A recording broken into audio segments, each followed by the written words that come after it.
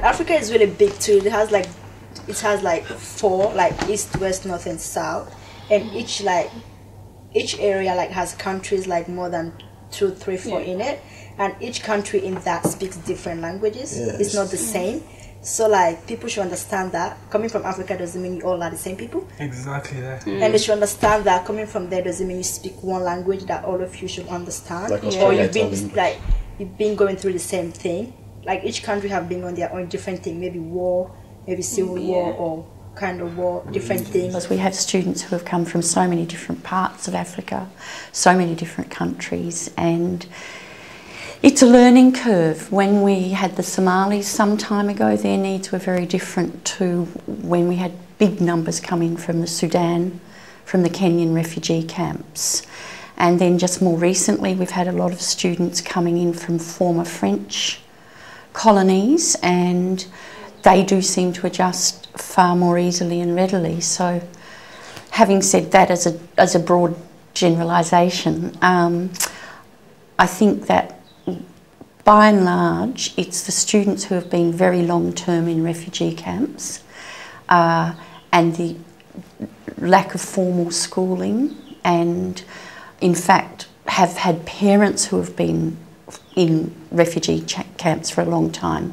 So it's a generational illiteracy. And besides the sort of socialisation and understandings of technology. So I think for us, they're the group that have needed special support and special programs developed. We definitely need a lot of help, lots of help. Yeah. So we're not trying to be selfish, but we need like lots of help.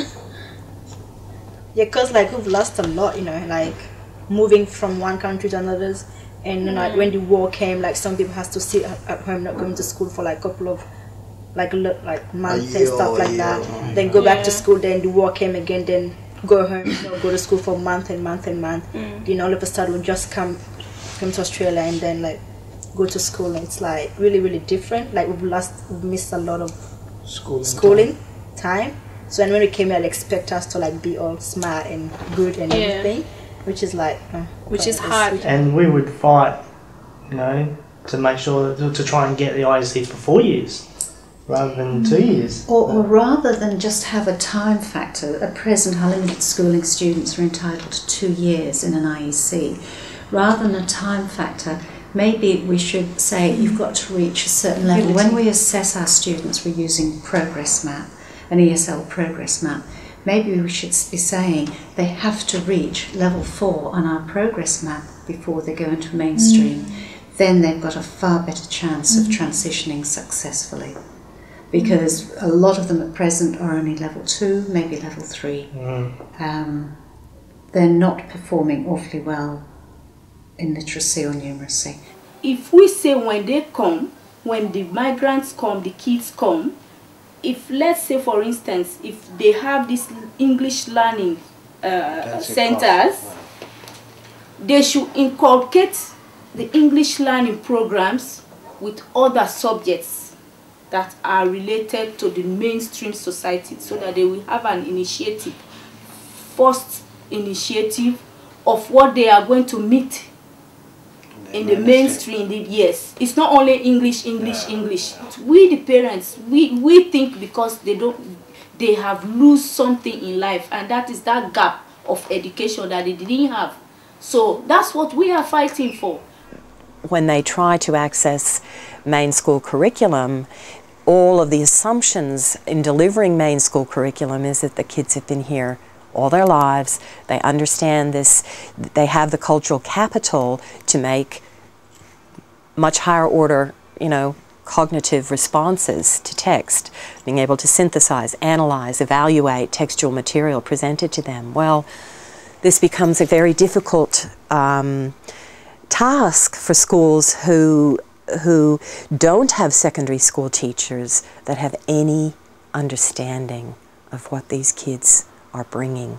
In African background communities where there had been some experience of education, parents expected that their students would stay at the same level of schooling until they met the outcomes of that level of schooling. So children could be varied ages in various So you could conceivably be in year 1 and be 16 years of age. If you actually had some learning disabilities, that would be the situation.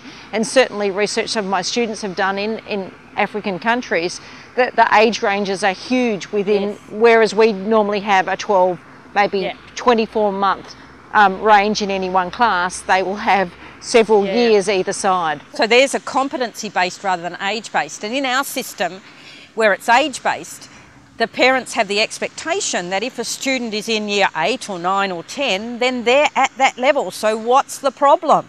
What's the problem with the teaching? Because if you put them in that level, that means you think they can achieve that level. So again, we have a cultural misunderstanding that's impacting enormously on the communication around progress and on the students.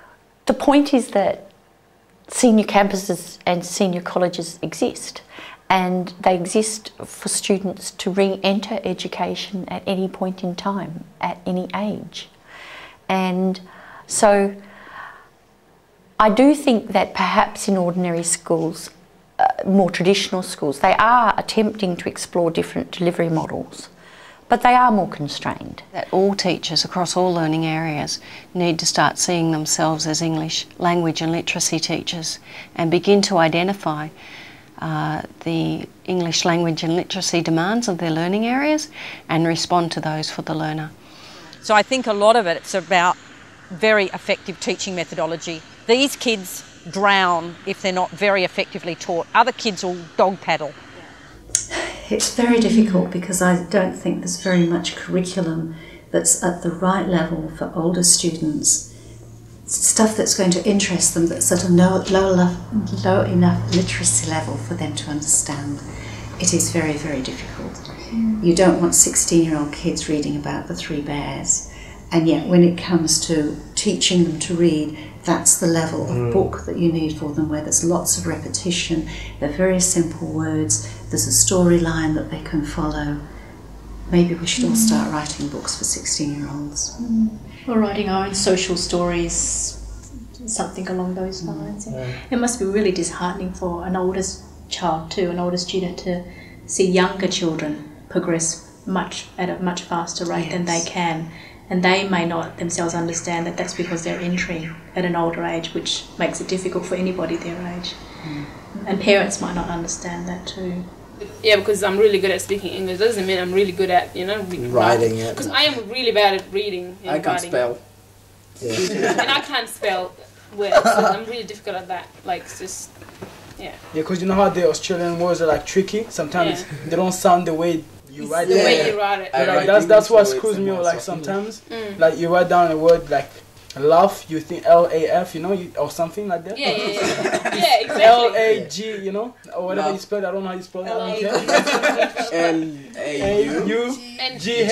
Yes, that's where does the G come from? I don't know. Or the U. See, that's why I hate H. silent words. You see? Yeah. The silent words Language. confuse us, make us feel like what? Like that's what made English difficult. Those words are like just confusing. They're silent, exactly. Words, They're like silent words, and they trick you so badly.